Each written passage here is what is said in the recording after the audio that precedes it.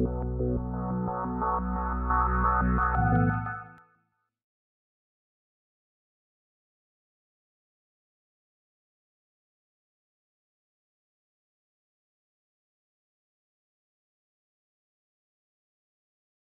à tous. Mon invité, c'est M. Maurice Bondama, ministre de la Culture et de la Francophonie. Excellence, bonjour. Bonjour. Bonjour et merci d'accepter notre invitation. Alors, nous sommes encore une fois à Bondoukou, dans le cadre du festival du Zanzan. Oui. Le Zanzan, le Bonkani, cette région, il y a sous peu, qui était sous tension. Pensez-vous aujourd'hui que la culture peut réussir à rassembler là où les politiques peinent à réussir?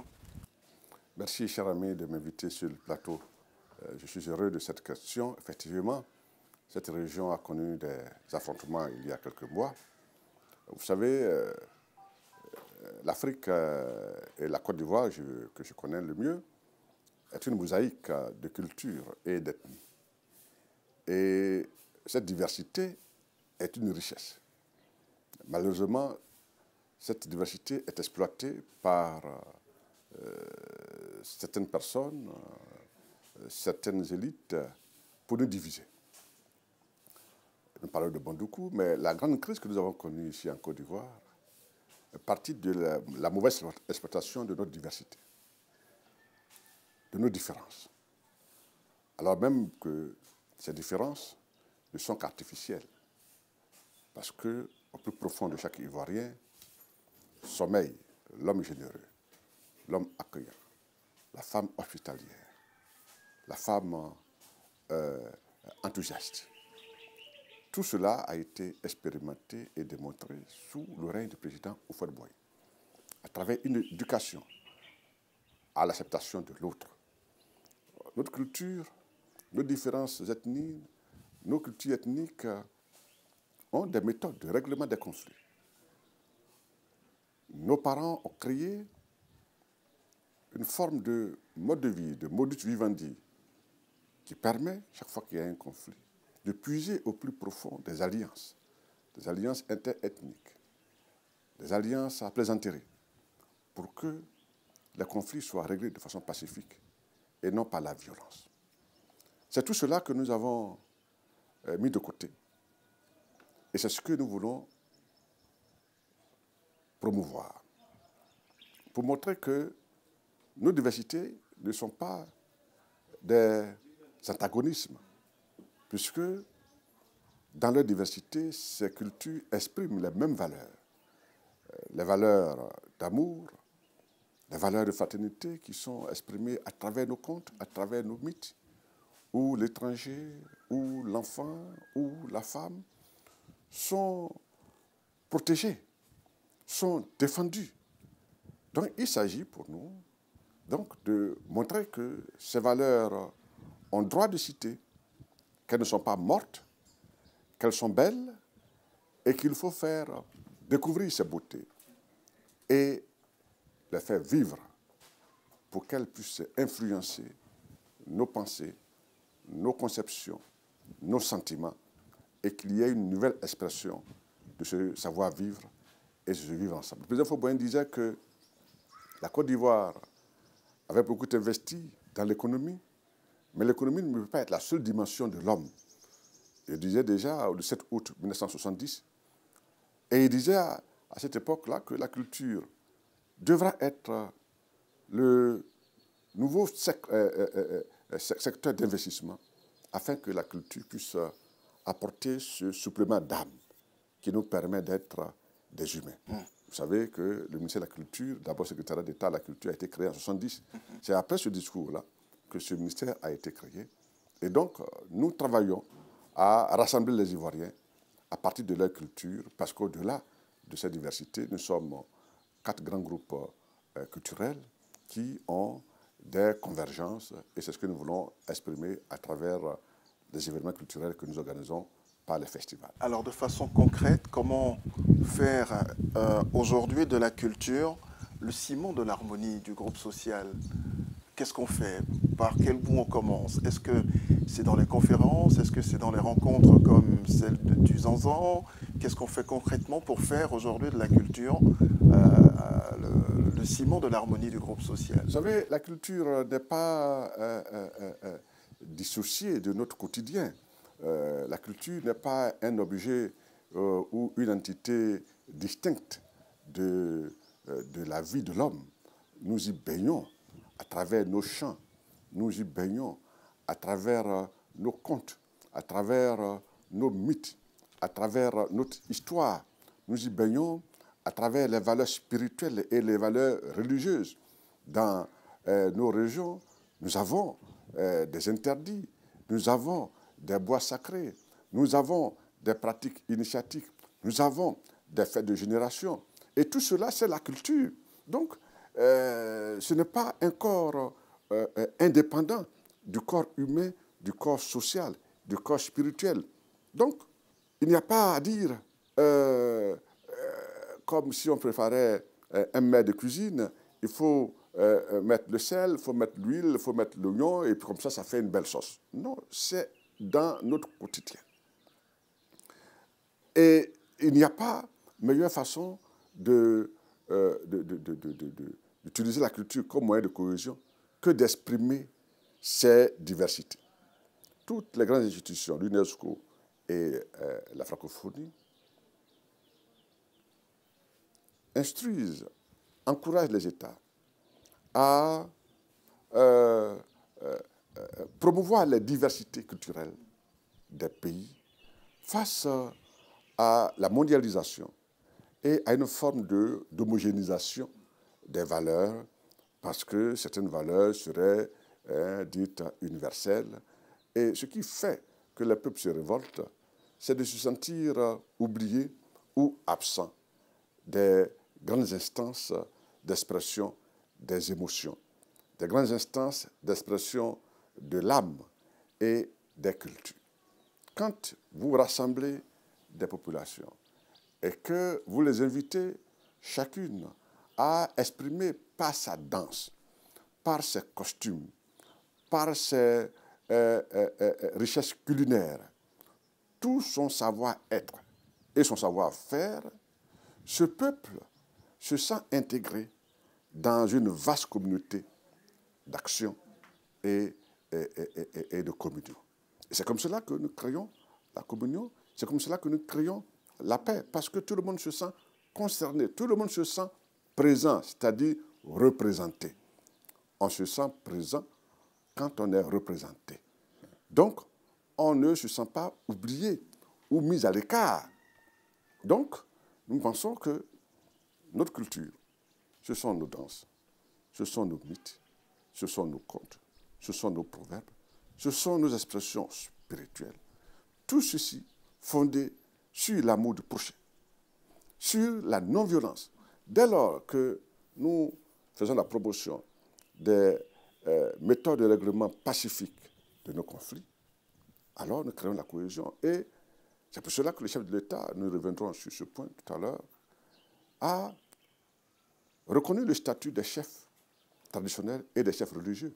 Parce que les chefs traditionnels et les chefs religieux sont les promoteurs de nos valeurs spirituelles et culturelles. Ils n'ont pas toujours été exemplaires dans l'histoire. Oui, mais en ce qui concerne la Côte d'Ivoire, si notre crise a pu être jugulée, si elle a pu être atténuée, c'est en raison du rôle positif joué par nos chefs de village, par nos rois et par nos chefs religieux, parce que ces chefs ont puisé dans nos valeurs les méthodes de règlement pacifique. Ils ont été des rassembleurs. Bien sûr, certains se seraient illustrés par un zèle outrancier et par un extrémisme intolérable. Ceux-là ont été totalement démasqués et parfois débarqués de leur fonction par leur propre population. Donc, nos chefs sont les porteurs de nos valeurs, ils sont les vecteurs de nos traditions, et donc nous pensons que quand nous faisons la promotion des savoir-faire à travers l'artisanat, nous en avons parlé abondamment hier avec le ministre de l'artisanat, de l'artisanat d'art, avec ces talents qui s'expriment dans la fabrication de mobilier, de la fabrication, la confection de costumes, de la confection de masques et autres. Et quand nous les faisons connaître les uns des autres, alors on s'accepte mieux. On découvre que finalement, L'autre n'est pas aussi a des différent. beautés Voilà. Il n'est qui pas peuvent si nous différent. émouvoir, qui peuvent nous plaire, et que l'autre mérite d'être aimé, puisque dans nos contacts les uns avec les autres, nous créons des clichés et nous peignons toujours en des mauvaises couleurs l'autre, parce que nous l'ignorons. Mais dès lors que nous faisons cohabiter nos beautés, dès lors que nous faisons connaître nos beautés, nous nous redécouvrons comme des personnes riches et des personnes admirables. Et c'est comme cela qu'on crée la cohésion dans un pays. Finalement, pas si différentes les unes des autres que ça. C'est cela. Alors, Excellence, le festival du Zanzan draine toujours plus de monde à chacune de ses éditions. On en est à la 8e édition cette année. Mais comment se fait-il que vous avez du mal à l'imposer comme un festival national?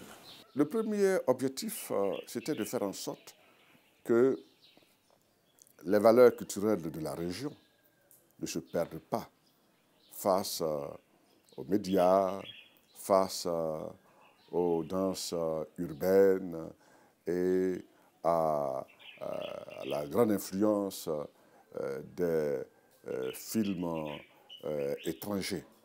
Nous avons un défi en tant que ministère de la Culture, c'est de préserver nos richesses, c'est de préserver nos valeurs ancestrales et les promouvoir. Donc, nous avons créé plusieurs festivals également dans les régions pour que ces festivals patrimoniaux, d'abord, travaillent à faire l'inventaire de notre patrimoine matériel et de nos valeurs immatérielles.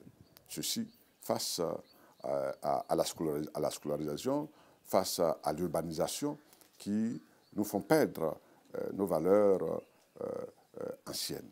Et ceci se fonde sur une vérité jamais démentie, que pour aller plus loin, il faut toujours s'appuyer sur les valeurs de nos ancêtres, les valeurs les plus solides. Nous n'avons pas dit que tout ce qui était de nos cultures était des valeurs positives, mais celles qui ont pu résister et celles qui résistent aujourd'hui sont celles qui ont pu faire leur preuve, la preuve de leur qualité et de leur vitalité. Donc, effectivement, le premier objectif, c'était de faire en sorte que nos populations sentent et sachent que les pratiques culturelles qui sont les leurs ne sont pas à oublier, ne sont pas à rejeter. Vous avez vu hier la danse initiatique, c'était un enfant d'environ 7-8 ans qui a pu le faire. Mais c'est parce qu'aujourd'hui, chaque village sait que chaque année, il y a le festival du Zanzan et que toutes ces danses, tous ces costumes vont avoir l'occasion de se promouvoir. Et donc, chacun fait l'effort de ne pas oublier ses pratiques. Et chaque culture, chaque village fait l'effort de continuer à enseigner cela. Et on voit bien que cet objectif est, je pense, dans le cadre du Zanzan, est atteint. Évidemment, un festival s'enrichit. Un festival élargit sa maquette d'action, élargit ses objectifs. Et nous pensons qu'aujourd'hui, à l'occasion du Festival des Zanzan, on doit pouvoir inviter des troupes, des groupes artistiques patrimoniaux qui viennent du Nord, qui viennent de l'Ouest, qui viennent du Centre, pour que, effectivement, comme vous le dites, ce soit un festival à la fois régional et qui s'ouvre sur le national. Mais également sur l'international, vous avez vu que nous avons pu faire inviter une troupe ghanéenne. Nous devons pouvoir aussi inviter des troupes de Burkina qui ne sont pas très loin, de telle sorte que ce festival, ayant un ancrage régional, s'appuyant sur les richesses culturelles de la région, puisse également s'ouvrir à l'international pour que nos populations d'ici, tout en préservant leur culture, puissent découvrir aussi la beauté des autres cultures, puisque c'est cela que nous voulons montrer. Donc, nous travaillons à cela. Évidemment, nous voulons développer la dimension économique de ce festival.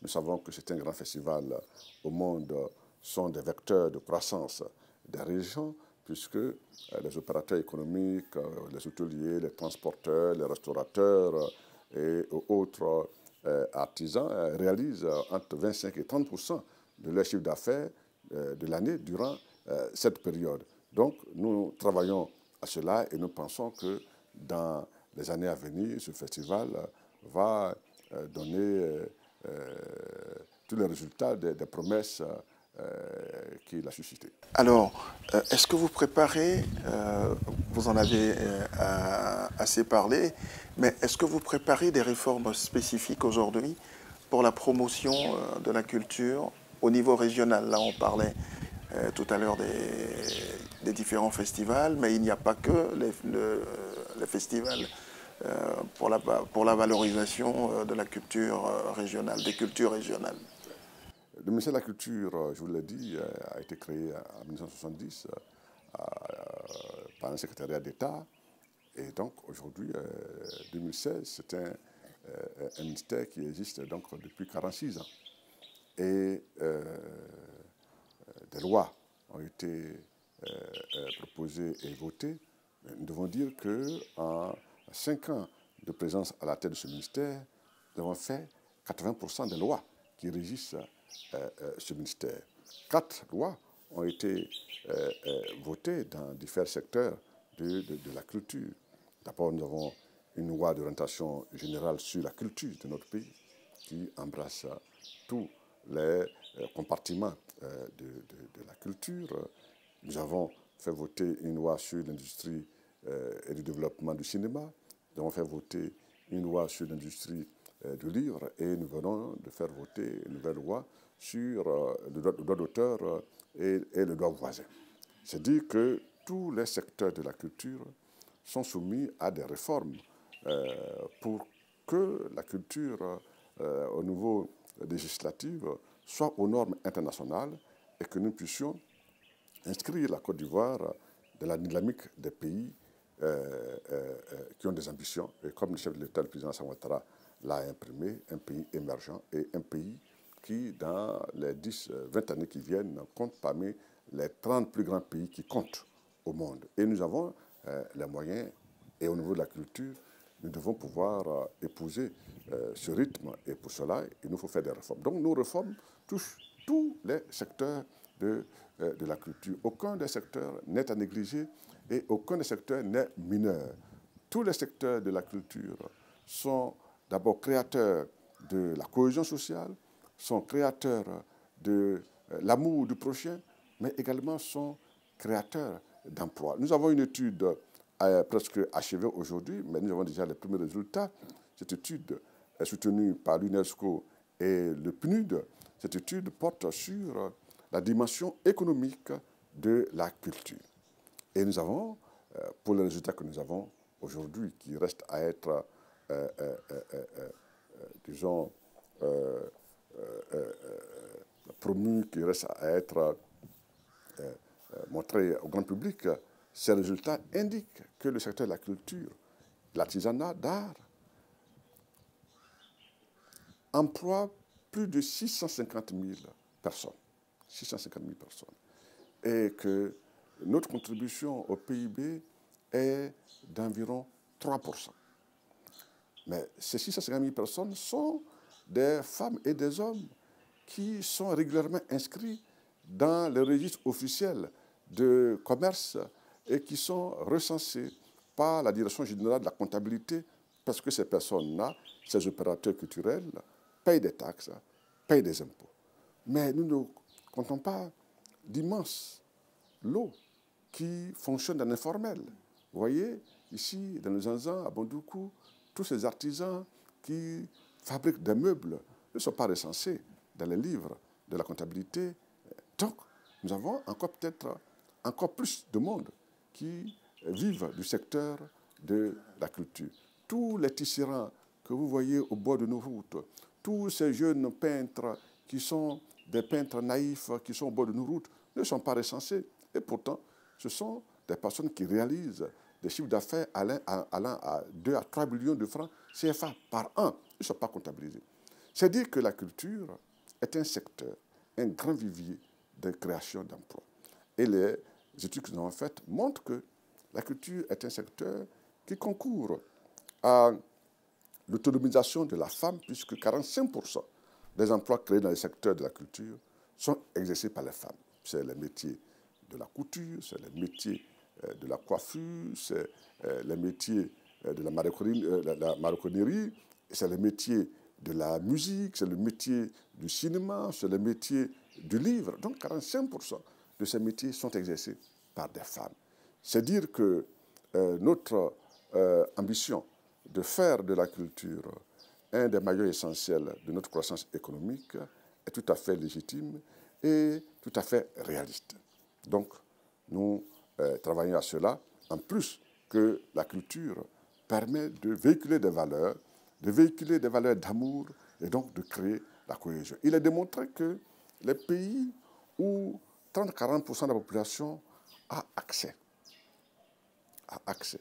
à la culture, les pays où la culture est démocratisée, où les populations peuvent aller au cinéma, peuvent aller au théâtre, peuvent aller à des concerts, peuvent aller à des festivals, ces pays connaissent une stabilité, connaissent une forte cohésion sociale, parce que la culture rassemble. Quand vous êtes des centaines et des milliers à regarder un spectacle, les émotions que vous éprouvez ensemble vous rassemblent, vous permettent d'être des frères et des sœurs.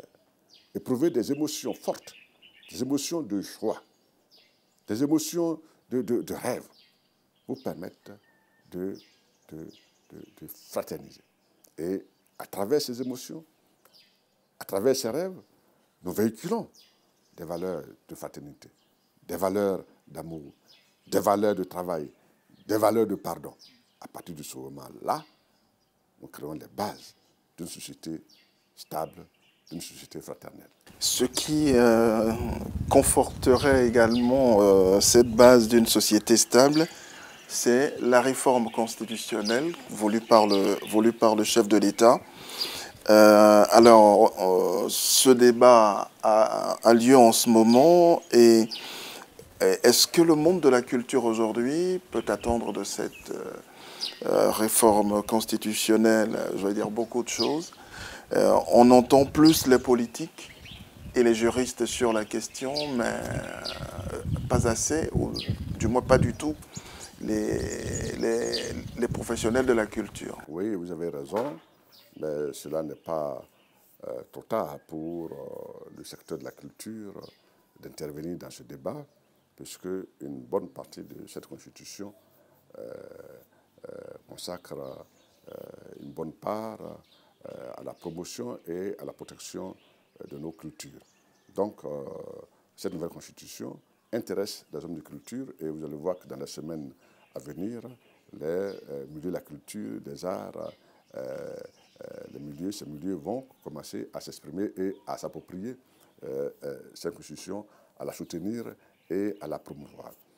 Notre Constitution indique clairement le droit à la culture comme une obligation de l'État envers les citoyens, comme le droit à la santé, comme le droit à l'éducation, le droit à la culture est une obligation que l'État doit aux populations à travers la création d'infrastructures et de structures de diffusion, de formation et de promotion de la culture. Donc, les hommes et femmes de culture ont bien leur place dans cette Constitution, ce qu'elle crée ce qu'il y a de plus fondamental, c'est-à-dire les bases d'une stabilité plus forte. Sans la stabilité, rien de grand, rien de bien ne peut se faire. Dans l'instabilité, les artistes sont amenés à se paupériser, à s'exiler et donc à disparaître. C'est pour cela que cette Constitution, nous la soutenons et nous allons solliciter du comité des experts une rencontre pour que les hommes de culture, les femmes de culture puissent également échanger et entrer dans le corps de cette Constitution afin que nous puissions également défendre cette Constitution qui est une promesse de paix et de stabilité pour la Côte d'Ivoire. Toute dernière préoccupation, Excellence. Où en êtes-vous de votre projet, les grandes conférences de la culture? J'ai appris que TV5 Monde soutient votre initiative. Oui. Cette initiative part de ce postulat que les États, les sociétés sont toujours influencés par les élites. Par les élites. Ce sont les élites qui sécrètent les orientations, qui les impriment. Ce sont les élites qui, disons, donnent les grands axes de vie. Et selon la qualité des élites, nous avons une qualité de société. C'est pour cela que les élites doivent être bien formées. Mais la formation, ce n'est pas que la formation scolaire et académique, c'est la culture. Et la culture se crée par le débat. Vous avez pu se rendre compte que nos sociétés ne débattent pas, nos sociétés imposent leur point de vue. Or, nous sommes passés des sociétés de la force physique aux sociétés de la force intellectuelle.